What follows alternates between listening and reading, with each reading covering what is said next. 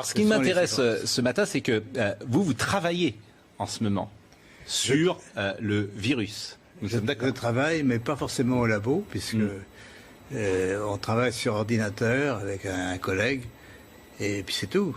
On n'a pas d'expérience, on peut dire, mais l'expérience vient de la maladie elle-même, de toutes les mesures qui sont faites actuellement dans les laboratoires sur les patients. Et vous êtes arrivé à certaines conclusions. Alors, nous sommes arrivés à la conclusion qu'effectivement, il y avait eu une manipulation au sujet de ce virus. C'est-à-dire?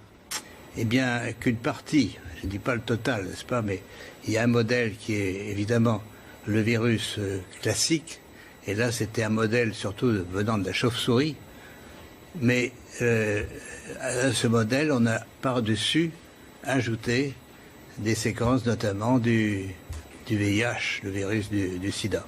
Mais quand vous dites on a ajouté, qui a ajouté? Moi je ne sais pas.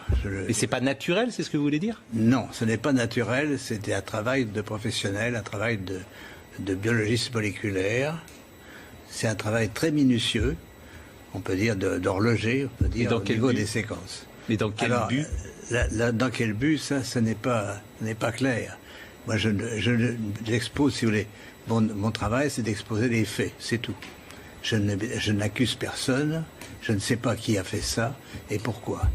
La possibilité, c'est peut-être que ils ont voulu faire, on ne sait pas, on a voulu faire un vaccin contre le sida. Donc on a pris des petites séquences du virus et on les a installées dans la séquence plus grande du coronavirus. Alors, je suis pas sûr de comprendre tout ce que vous dites. C'est-à-dire que dans ce virus, il y a une part de VIH? Voilà, c'est ça. Le matériel génétique du virus est un long ruban d'ARN, n'est-ce pas? Comme de l'ADN, mais c'est de l'ARN. Et dans ce milieu...